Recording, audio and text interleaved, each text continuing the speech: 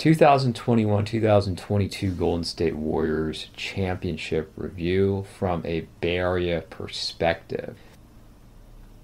It's amazing how far this franchise has come. In my younger years, and really it's not even that long ago now, the Warriors were a team that people were unaware of even here in the Bay Area. They were an irrelevant team. They just didn't matter. They didn't matter to sports fans very much because they had given up on them. And then those who had no interest in sports didn't know the team existed. But without question, after winning these 4 titles, they are the most popular team in the Bay Area. And it's not by a little, it's by a wide margin. Is some of it bandwagon? Yes. At the same time, though, the team that the average person follows is the Warriors. And you think back years ago to the 80s and 90s, it was about the 49ers. And it carried over into the early 2000s. And with the decisions that were made and the changes with ownership, fans had lost faith in the 49ers. And even though the team has done better and they've gone to several Super Bowls, the championship appearances, ownership and leadership down to the coaching staff is strong. Yeah, believe it or not, strong, even with Jed York, who's learned his lessons. It's taken time for 49er fans to trust York and that this team is, I'm not going to say where it should be, but it's back on track again. There's a lot of years of mistrust. There's a lot of years of disappointment. And it's not what you'd come to expect as 49er fans. I don't think the 49ers have ever fully recovered from that decade or so, from the point that the team was broken up with Jeff Garcia and Terrell Owens, and Mariucci was fired in 2002, to the point where Jim Harbaugh was hired. That was less than 10 years, but a lot of damage was done. From 2003 up to 2011. The San Francisco Giants had become the most popular team with playoff appearances and the World Series run in 2002 that fell short. We're in the playoffs again in 2003. They had the 3 World Series, which I still find difficult to believe at times. That actually happened. They went to 3 World Series in 5 years, and they won all 3 of them for a team that had been in San Francisco for 52 years without winning anything. And then they went 3-5. And 3-5, that means a dynasty. But the Giants were never a dominant team. The 80s 49ers, going into the 90s, that last Super Bowl, they were a dominant team. They were a team that was supposed to win. They were the favorite. That was the expectation. And it was a disappointment when they didn't. Something went wrong when they didn't. The Giants were never that team. The Giants were the team that got hot at the right time. They had pitching, and you've got to have that pitching, but they were never the favorite. Going into any of those years, you could call them the underdog in every one of those World Series. They were the heavy underdog. I remember against the Rangers. They were the underdog against the Tigers, even though they had home field advantage. And if there's anyone that was more even going into the series, it was against the Royals. But the Giants and Royals were both hot teams heading into the World Series. The Giants, they got the job done, but they were not an overly impressive team. That's fair to say. Enjoyed them, but it was, as Dwayne Kuiper called it, torture. And the Giants, for many, many years, were offensively challenged. In those World Series years, though, they had enough offense. The Warriors are different. Because the Warriors are an entertaining team. The 49ers, the Harbaugh 49ers, and even the current 49ers under Shanahan are not an entertaining team. They're a conservative offensive team that has great defense. Which surprises me because Harbaugh was an offensive coach. He was a quarterback. We all know about the Shanahans, offensive coaches. Yet the strongest unit is defense. I really am shocked by that it's still that way in an offensive league. Not entertaining. The Giants, I would not call them, even in the World Series years, a very entertaining team. At times, an offensive challenge team. And they, even going back to the Bonds years, the 2002 team is still my favorite team. Because that team had thump. That team could hit. And they put a real lineup together that year, and I think that's why they went as far as they did. Unfortunately, they didn't quite have the pitching.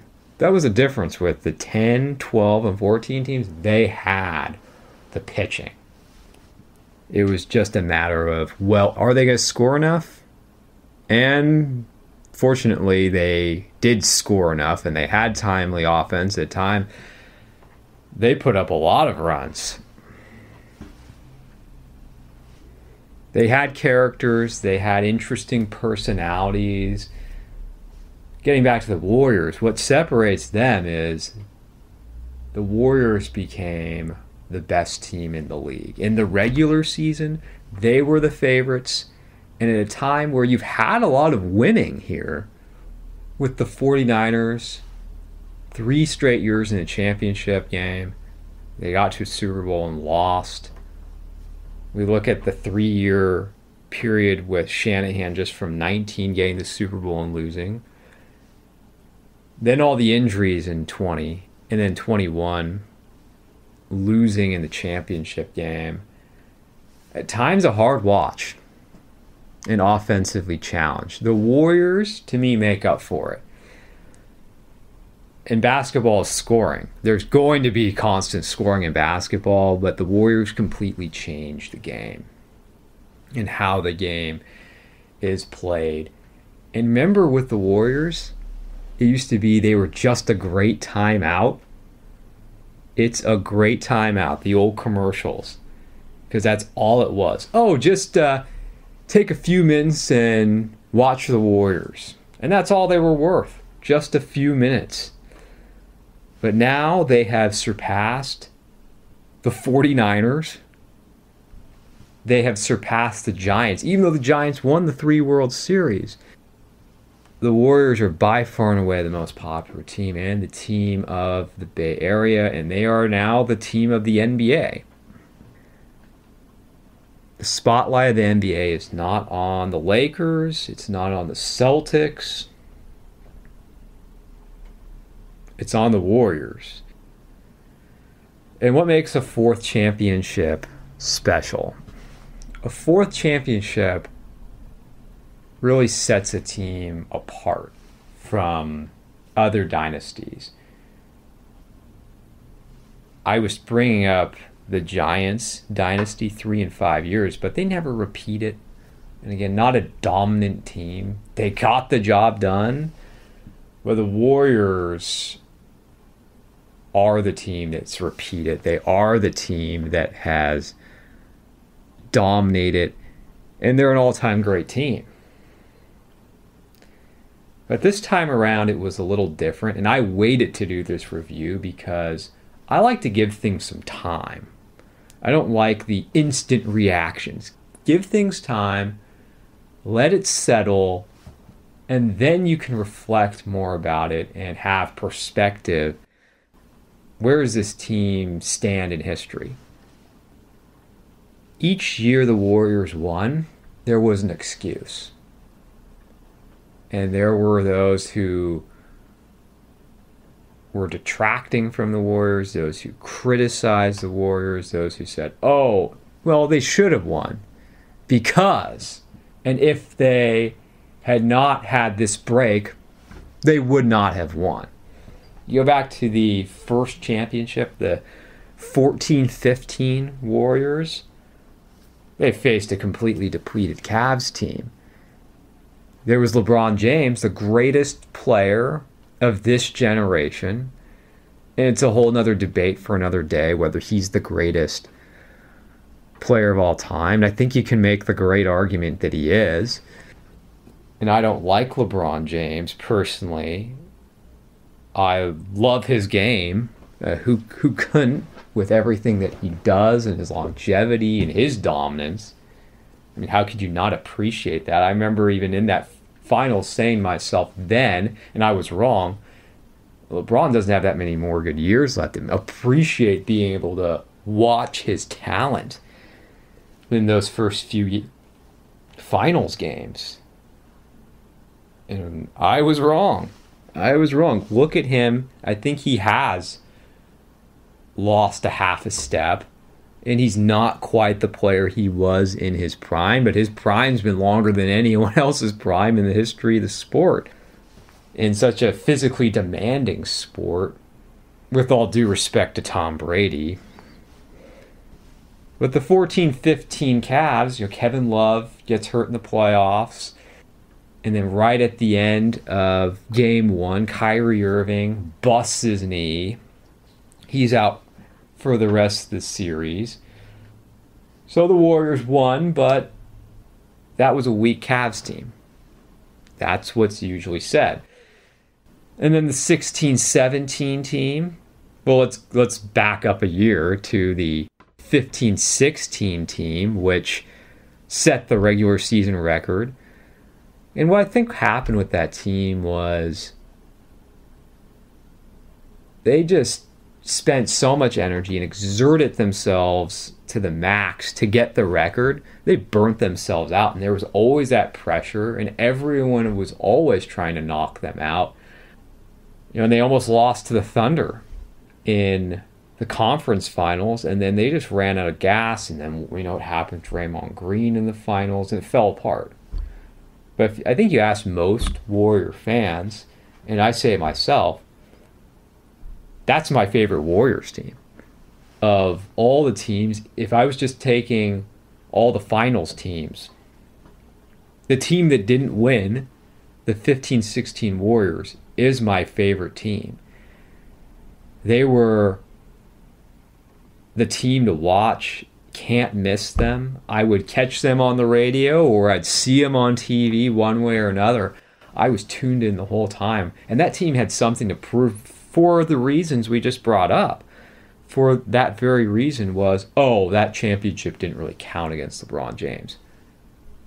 And I fully admit, that first one, that was a pathetic Cavs team once Kyrie Irving went down. But remember, you're still going against arguably the greatest player in history in LeBron James. It still counts for something. The Warriors were a motivated, driven team, and it's too bad they fell short. But that was the most entertaining regular season, an exciting, thrilling regular season you could have in the NBA from start to finish. Everything changes in 16-17 when they sign Kevin Durant. And who wouldn't want Kevin Durant on their team? The Warriors went from being the favorite and maybe the most well-rounded team to now, on paper, by far the most talented team. And the expectation was that they are to win and they are to annihilate the competition. It took some time for the team to gel together, and they lost the first game. They lost the first game bad. But when they got together, they were one of the greatest teams of all time. That 15-16 team, they're like the 07 Patriots. They didn't win it, but you have to consider them one of the greatest teams. You know, a top 5, top 10 team of all time, even though they weren't able to finish it. And even from someone, just a football fan, when I watched the Patriots, there was nothing like that. You know, the closest thing I'd compare it to was the 99 Rams, but it was different in 99. You didn't get to see all the games with the Rams. I almost saw every game that the Patriots played in 2007. And what they did was nothing that we've seen since. Just like those 15-16 Warriors. That Warriors team just blew opponents away. The game was over by the end of the third quarter. And they could just sit their players. They were blowouts, constant blowouts. When everything was clicking with the Durant Warriors, and this goes for all the years with Durant, and they put their foot on the gas, no one could beat them. You know, they almost got bored after a while. And they did what they were supposed to. They won. They beat a better Cavs team. This would have been the Cavs team that the Warriors should have played the first time around. This was the Cavs team that the Warriors lost to, which I still think they should have beat in 15-16, and they didn't because they had Kyrie and they had Kevin Love, and LeBron James was just out of this world with his performance. And Kyrie was great. Say what you want about Kyrie. Kyrie had a fantastic series. And I really do enjoy watching Kyrie. As a side note, the player I can't stand watching is James Harden. Not denying his talent, but he is very difficult to watch. I would rather watch Kyrie Irving any day over James Harden. And for me, it was just like, oh, these two guys are on the same team when they're on the Nets. Talk about contrasts, at least from a viewing standpoint. So the excuse, even though the Warriors would win against the Cavs in 16-17, it's the team they should have played, the healthy team they should have played in 14-15. They lost in 7 games. And it became, well, you know, having Durant was a cheat. It was just unfair. And you know, they can't beat LeBron and the Cavs without Durant. In 17-18, Kyrie Irving was no longer on the Cavs. When they had the rematch, it was just a clean sweep.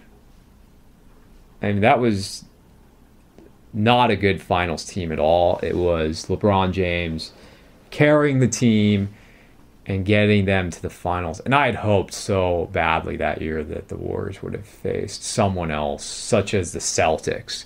Even if it was a sweep as well, I was just saying, oh, please, someone other than the Cavs. 4 straight years, that's not good. 3 straight years is not good for any sport. 4, I don't even care who's playing each other, how good the rosters are. I do not want to see the same teams play each other 4 years in a row. But they did what they should have. You know, this was a weak Cavs team with their superstar, and they didn't get credit for that either. So each time there was a reason. The 14-15 depleted Cavs team. Say 16-17, it was unfair that they had Durant. And 17-18, of course they won. But you can make excuses for every team every year. Because there's always injuries. You never have fully healthy rosters. Teams catch breaks, but you can only face who you can face. I mean, do the Hakeem Rockets apologize that Michael Jordan was out of the league for a year, practically 2 years? I mean, he wasn't himself when he came back in 95. Michael Jordan was not himself at all. But do the Rockets apologize for that? No, and they shouldn't. They won, and you could say, oh, well, the Knicks collapsed, of course. John Starks in 94. There's always excuses. 95, oh, the Bulls weren't at full strength. I think the Rockets would have beat the Bulls in one of those years. Let's just say that Jordan never retired. And then, there's so many factors that go into this and hypotheticals. You don't know who would have been on the rest of the Bulls roster. If Horace Grant would have stayed, because he was an important role player, supporting cast player. He was on the Magic team that faced the Rockets. I think the Bulls beat the Rockets. Let's just say they have their same roster. They did, for the most part, in their championship seasons. I think they beat the Rockets in 93, 94. If it's the Bulls, the 94, 95 Bulls with Horace Grant and Pippen, and the Rockets have their roster, I think the Rockets win. The Rockets shouldn't apologize. The Rockets were a great team and would have given the Bulls a greater challenge than any of the teams they'd faced from 91 to 98. And it's one of the great what-ifs in sports. What would have happened if the Bulls and Rockets played each other in those finals? And it's sad that we never got to see it, and we never will, because the Rockets were a very difficult matchup for the Bulls in the regular season. There's so many examples that you can bring up, but it's just team after team. Every season, the Grizzlies say, well, this past season, if Ja Morant didn't get hurt, they would have beat the Warriors. They're very sure of that. But hey, we saw when Morant went down, the Grizzlies became a harder matchup for the Warriors because all of a sudden they were a stronger defensive team than they already were. Or the Nuggets can argue, well, if Jamal Murray and Porter were in there, they would have beat the Warriors. We don't know. We don't know. And that is something we'll see this season. They have the scoring in the Nuggets, but can they defend? Or the Bucks. Middleton went down. I don't think the Warriors would have even faced the Celtics if Middleton didn't get hurt. I think we would have had a Bucks-Warriors finals. Could have gone 7 games. Would have been fascinating to see. But the Celtics defeated the Bucks. It can go on and on and on. And the last one I'll use is the Raptors, because you can use it again with the Warriors having a disadvantage in the 19 finals with the Raptors. What would have happened if the Warriors had Durant for the whole series and Klay Thompson? You tell me the Raptors would have beat the Warriors? I don't think so. I say it would go 6 games at the most. And that was a good, well-rounded Raptors team. They were good. But I don't take that championship away from them. They earned it, and they faced the team they could. It was Curry and Green, but the rest of the team was stripped down. So this time, there's the least amount of excuses. And it can be brought up the Warriors had the highest payroll, which is true. Not ignoring that. But the Celtics, I think, were the most balanced opponent that the Warriors had in the finals. You either say the Celtics or the Raptors. One of those teams, those were the best all-around teams. The Cavs had LeBron, and that's different. It's different altogether. Well, you're just looking at the starting five the Celtics had and what they could offer as a challenge to the Warriors. They were better than at least what you saw at the end and at the beginning that the Cavs put on the court. Marcus Smart, Defensive Player of the Year. And then you look at Jaylen Brown is underrated, great all-around player, offense, defense. And then Tatum. Tatum is already a star player. And just look at the way he played Durant. I had never seen anyone play Durant that way as he did defensively in that playoff series. And the rest of the supporting cast overall was good when you think of Horford and Williams and just the 3-point barrage that the Celtics had in game one.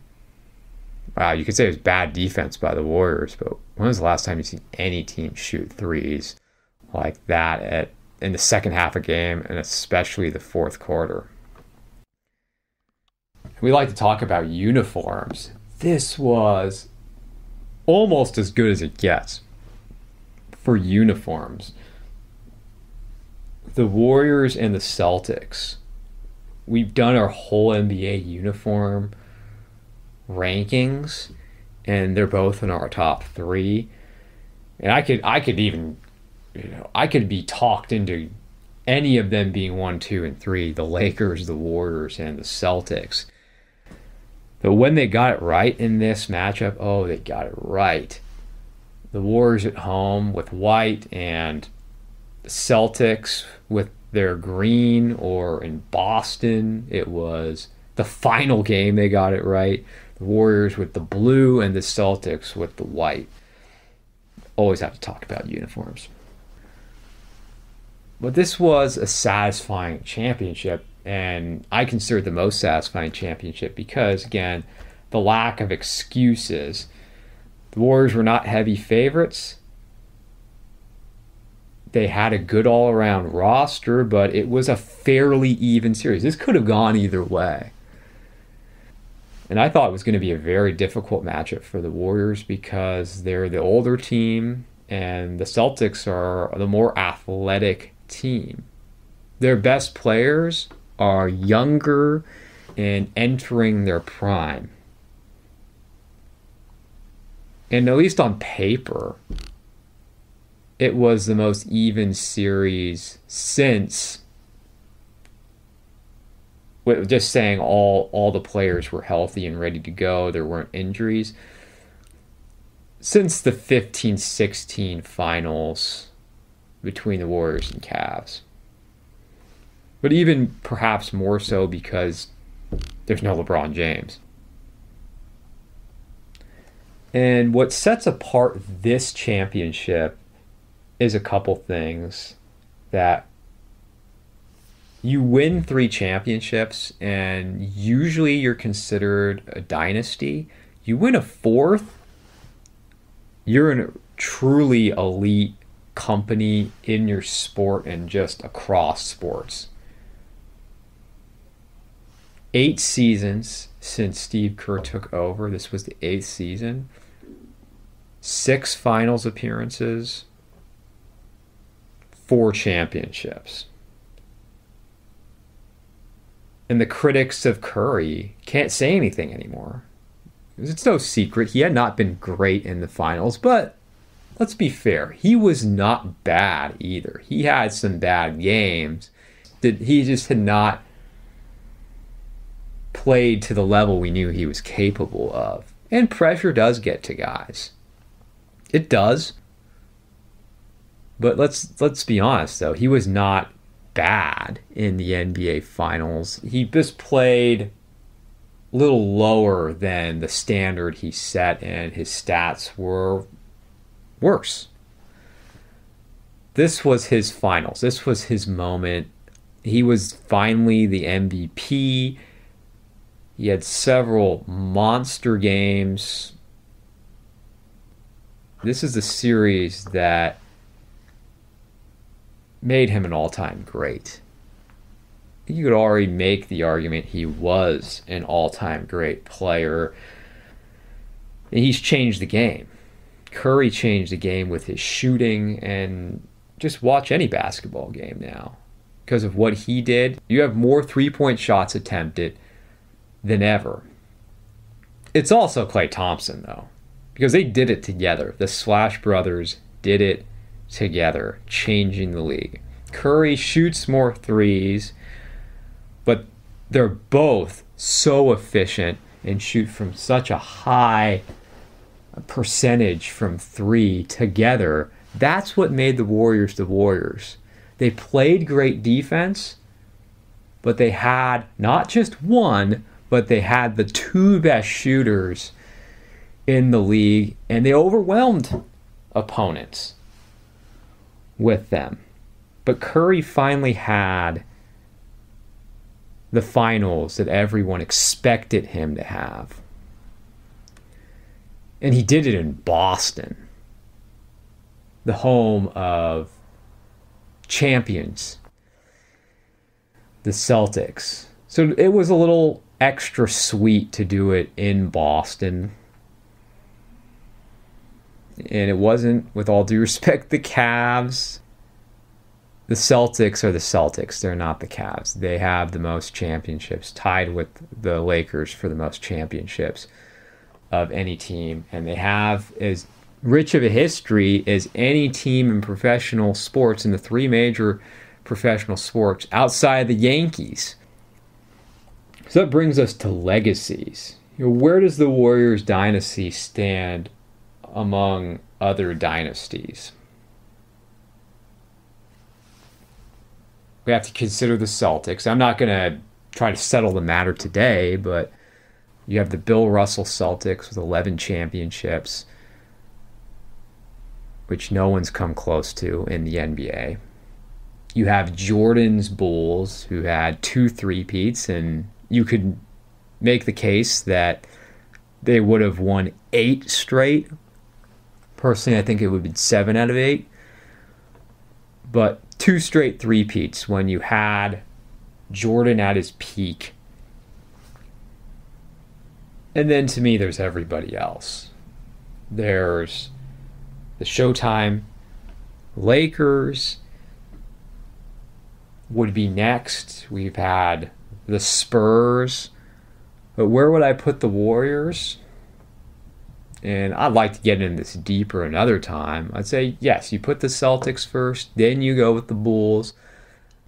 Magic's Lakers would be third, because they've still gone to more championships, and they've won more championships than the Warriors with 5. Then I think the Warriors have overtaken the Spurs, if they hadn't already. Even though the Spurs have won one more, the Spurs never repeated. Great, great team. So many fans dislike the Spurs and their style and the Duncan teams. Oh, they're boring. I appreciate the Spurs and the team emphasis they had, the team play. They are an all-time great dynasty. But they're not on the level of these others, because the greatest of all dynasties, you have to repeat once to be among the greatest of the greats, and they never did that. The Warriors have done that. They got to 4 straight finals. They won 3 out of 4. It's been 6 appearances in 8 years, and they've won half the time, 50% of the time, 4 out of 8, and they've done it too with some of the greatest teams of all time. The 15-16 They set the record in the regular season. They didn't quite get done, but then the Durant teams are also in the conversation to be top 10 teams of all time as well, if not top 5 team. That first 16-17 Durant Warriors team. And here's another interesting thing, because this is from a Bay Area perspective. Where do the Warriors rank among the Bay Area dynasties? The first one that we think of is the 49ers. They won 4 in 9 years. The 80s 49ers. They were the first team to win 5 Super Bowls. That's one. Going before that, how about the Oakland A's that have been forgotten? They won 3 straight championships in the 70s. 3 straight World Series. Does anyone ever talk about the A's? No. And then you had the Giants, who won 3 in 5 years. Well, I've already talked about the Giants. Good, but not that overwhelming dominant team. The A's, World Series, very impressive. 3 in a row, a three-peat. I never thought a team would surpass the 49ers, but the Warriors have surpassed the 80s Walsh, Montana 49ers. Hard to believe, but that's 4 in 9 years. They eventually, with Seifert and Young, won a 5th, but they won 4 in 9 years. This team's won 4 in 8 years, plus they've gone to more championships and lost. I don't take that away from them as a negative, but they've been right up against it at the end, and they were that close to winning and went further than the 49ers. The 49ers repeated, the Warriors repeated. But I believe the Warriors are the greatest dynasty in Bay Area sports history. And they're not done. Where does Steve Kerr rank among all-time NBA coaches? He's a top 10 coach now. He's had a short career, but with that much winning, he already has. And once again, people say, well, look at the team he had. Well, look at Phil Jackson's teams. He had Michael Jordan, Scottie Pippen on the Bulls teams, who were the favorites.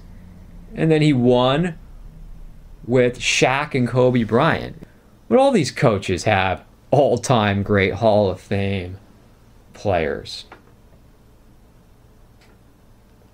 Where does he rank among Bay Area coaches? I still think you have to put Bill Walsh first, even though Bill Walsh did not actually repeat. He won 3 in 8 years. But we know if he continued to coach, he would have won. And I think he would have made the difference myself. And they would have found a way to beat the Giants in the 90 championship game and probably go on to win that and three-peat. That's my opinion.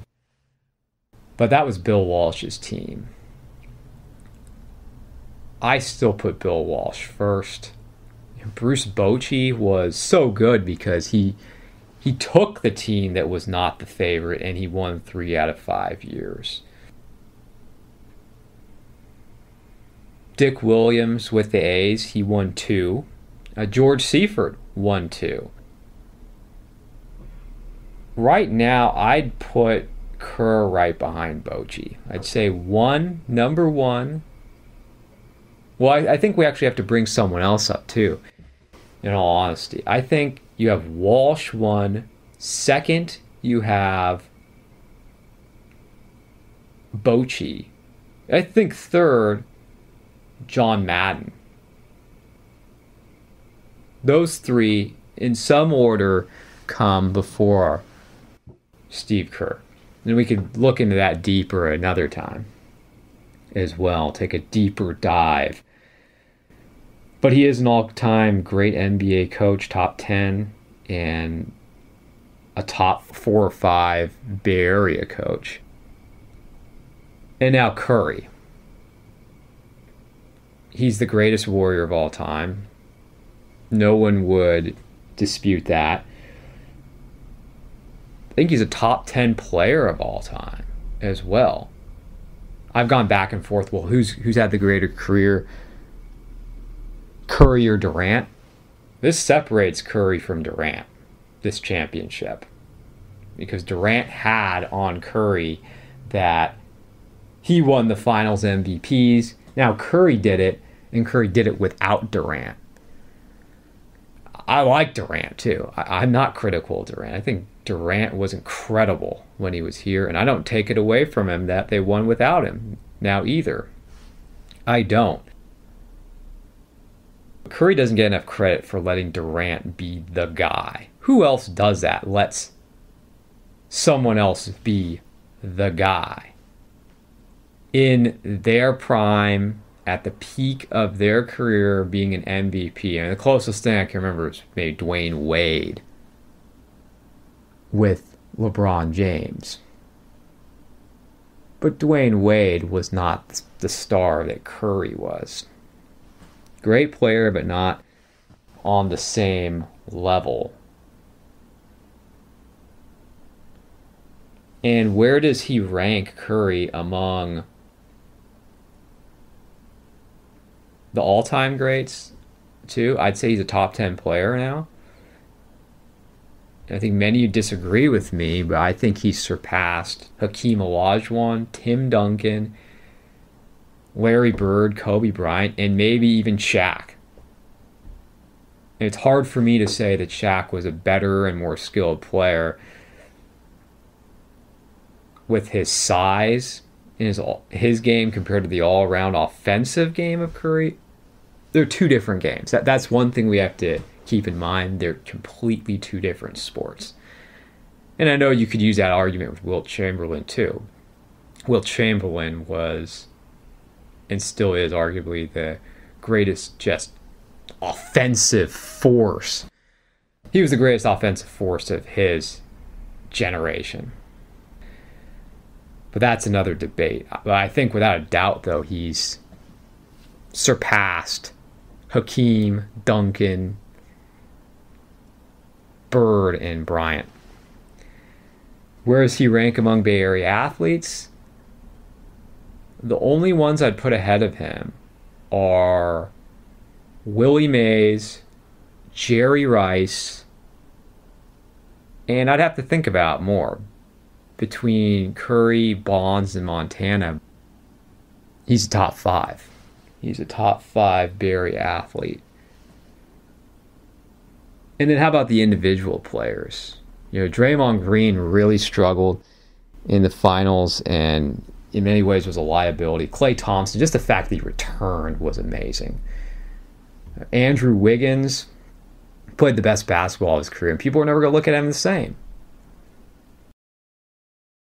Andrew Wiggins isn't going to be thought of that great big bust who could never do anything and was a complete failure of a player. No, he's not the player that everyone thought he was going to be and be a superstar. What a great finals he had, and he made it difficult for Jason Tatum. On the defensive end, Wiggins was the second best player in the series for the Warriors. I mean, Klay Thompson, give him all the credit for coming back from those two just catastrophic injuries. Terrible injuries back to back as he did. And he struggled with consistency. At times he was very good. He looked like the old Klay Thompson. Other games it was bad. But Wiggins was the second best player on the court. I mean, Green was unplayable at times. Wiggins was a consistent scorer with that mid-range game. He could get to the basket. What he did really well was rebound. And he played outstanding defense on the best offensive players on the Celtics. And I don't understand the criticism of the Warriors because they've drafted so well. They have not just simply bought championships. They've spent a lot of money, and they've spent more money than anyone else. But go back to the beginning and look at that first championship team. Their starting 5, 4 out of the 5 were players that they drafted. Curry, Thompson, Green, and Barnes, right? And then they acquired Bogut. They drafted better than anybody else. They developed better than anyone else. Again, I think it's unfair. Take the Lakers, the bubble Lakers, and that's another one I could bring up.